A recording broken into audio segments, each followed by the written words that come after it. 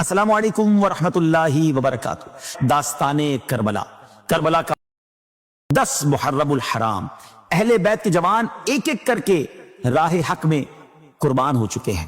اب امام علی مقام حضرت امام حسین رضی اللہ تعالیٰ عنہ تنہا رہ گئے ہیں، اور آپ کے ایک شہزادے حضرت امام زین العابدین رضی اللہ تعالیٰ عنہ جو شدید بیماری اور کمزوری میں مبتلا ہے۔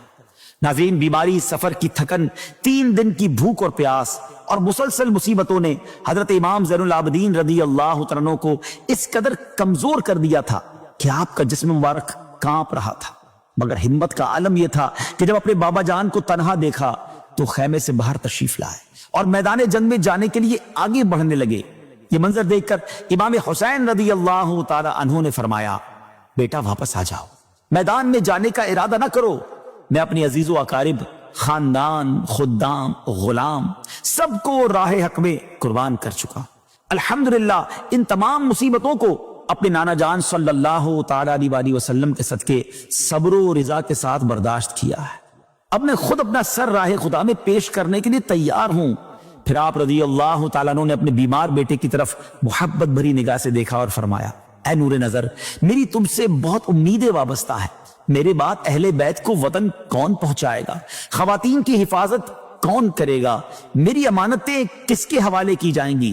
قرآن کریم کی حفاظت کون کرے گا؟ میری نسل کس سے چلے گی؟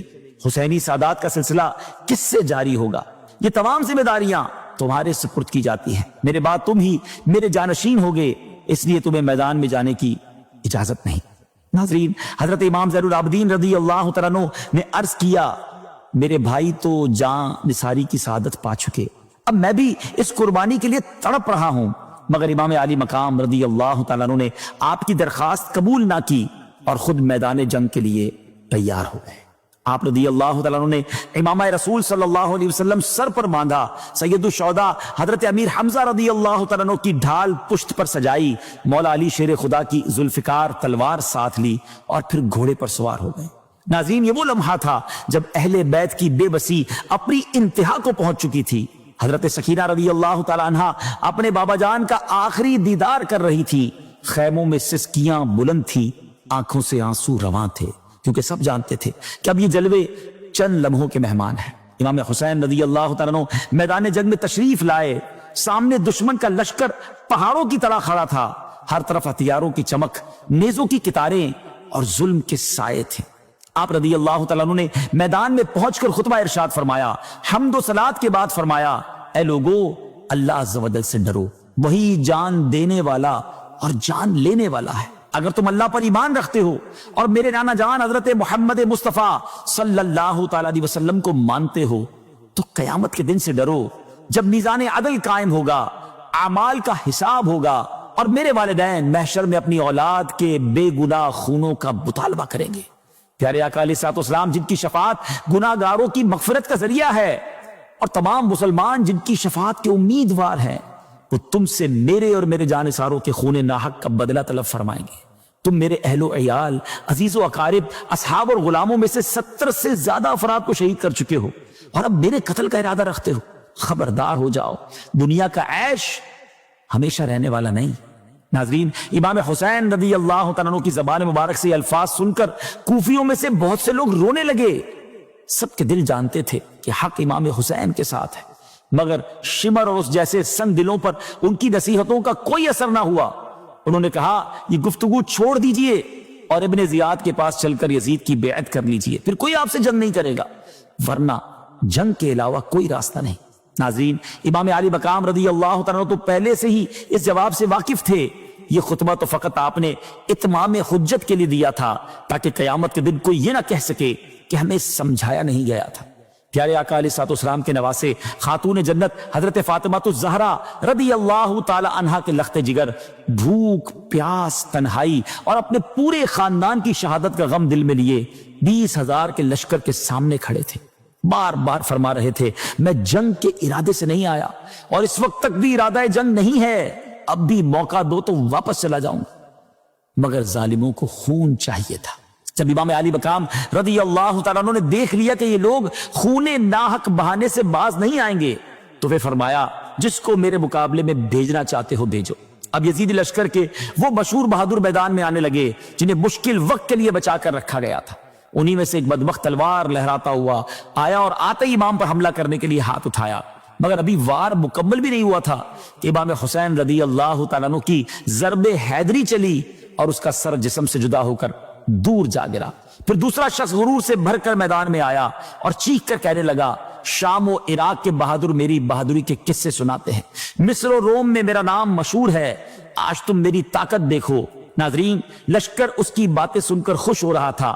انہیں گمان تھا کہ بھوک، پیاس اور غم نے امام حسین کو کمزور کر دیا ہوگا، مگر جب وہ شخص قریب آیا تو امام نے فرمایا، تو مجھے نہیں جانتا، جو میرے مقابل دلیری سے آتا ہے میری تلوار اسے کاٹ کر رکھ دیتی ہے.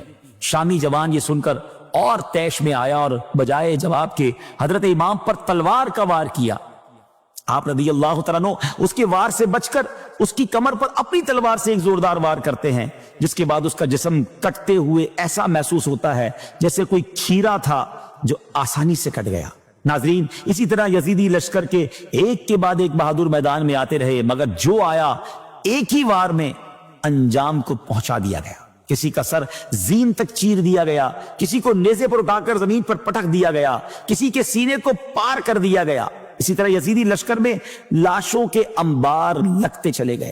ہر طرف خوف اور چیخو پکار پھیل گئی. لوگ کہنے لگے اگر یہی انداز رہا تو حیدر کا یہ شیر پورے کوفے کے بچوں کو یتیم اور عورتوں کو بیوہ بنا دے گا. پھر فیصلہ کیا گیا کہ ایک ایک کر کے مقابلہ کرنا ممکن نہیں ہے، اس لیے چاروں طرف سے حملہ کیا جائے. اب ہر طرف سے تیروں، تلواروں اور نیزوں کی بارش شروع ہو گئی.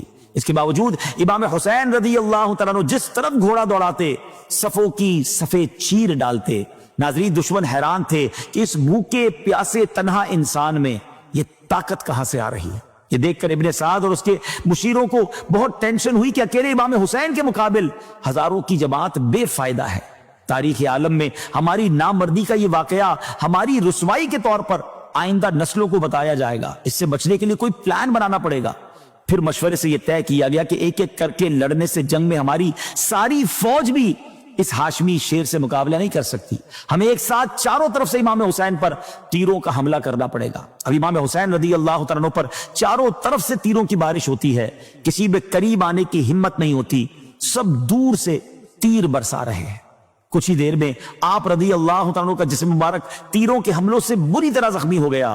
تیر اندازوں کے گروپ ہر طرف سے آپ پر تیر برسا رہے تھے. تیروں کے زخموں سے آپ رضی اللہ تعالیٰ عنہ کا گھوڑا اتنا شدید زخمی ہو گیا کہ اب مزید آگے بڑھنے کی اس میں بھی طاقت نہ رہی. اس وجہ سے امام علی مقام رضی اللہ تعالیٰ عنہ کو ایک جگہ ٹھہرنا پڑا. آپ ٹھہر گئے، مگر تیروں کی برسات اب بھی جاری ہے. آپ کا جسم مبارک زخموں سے بھر چکا ہے. اسی دوران ایک تیر آپ رضی اللہ تعالیٰ عنہ کی پیشانی پر لگتا ہے. ناظرین، یہ وہی پیشانی ہے جس پر پیارے آقا علیہ الصلوۃ والسلام بوسہ دیا کرتے تھے. ظالموں نے اسی پیشانی کو تیر سے گھائل کر دیا، جس کے بعد امام رضی اللہ تعالیٰ کو چکر آ گئے اور آپ گھوڑے سے نیچے تشریف لے آئے. ایک شخص آپ پر نیزے سے حملہ کرتا ہے اور آپ 10 محرم الحرام 61 ہجری میں جمعہ کے روز اپنے پورے خاندان کو راہ حق میں قربان کرتے ہوئے خود بھی قربان ہو جاتے ہیں. انا للہ و انا الیہ راجعون. ناظرین، ظلم کی یہ داستان ابھی ختم نہیں ہوئی تھی. یزیدیوں نے امام پاک کے سر مبارک کو جسم سے جدا کرنا چاہا. نظر ابن خرشہ نامی ایک بدبخت آگے بڑھا، مگر امام کی ہیبت سے اس کے ہاتھ کانپنے لگے، تلوار ہاتھ سے گر گئی. پھر خولی ابن یزید یا شبل ابن یزید آگے بڑھا اور امام حسین رضی اللہ تعالیٰ کے سر اقدس کو تن مبارک سے جدا کر دیا. پھر امام علی مقام اور تمام شہداء کے سروں کو اہل بیت کے ساتھ شبر کی نگرانی میں یزید کے پاس دمشق بھیجا گیا. بعد میں یزید نے اہل بیت کو حضرت امام زین العابدین کے ساتھ مدینہ طیبہ روانہ کیا اور حضرت امام حسین رضی اللہ تعالیٰ کا سر مبارک آپ کی والدہ ماجدہ حضرت خاتون جنت رضی اللہ تعالی عنہا کے پہلو میں دفن کیا گیا. ناظرین، آج ہم نے شہادت امام حسین رضی اللہ تعالیٰ کا واقعہ سنا. شہادت کے بعد کیا ہوا یہ جانیں گے انشاءاللہ اگلے ایپیسوڈ میں. تب تک کے لیے ہمیں اجازت دیجیے. اپنی دعاؤں میں یاد رکھیے گا. یہ واقعات بڑے دل خراش ہیں مگر بہت کچھ ہمیں سکھاتے ہیں. کربلا کے میدان میں نمازیں ہیں، دعائیں ہیں، شکوہ نہیں ہے، اور آج ہم اپنے گھروں میں نمازیں قضا کر دیتے ہیں. ایک طرف تو ہم کہتے ہیں کہ ہم کربلا والوں کے غلام ہیں، پنجتن کے غلام ہیں. کربلا والوں نے تو ایک نماز بھی کربلا میں تلواروں کے سائے میں قضا نہ کی. ہم کیسے غلام ہیں اگر ہماری نماز قضا ہوتی ہے؟ ضرور سوچئے گا.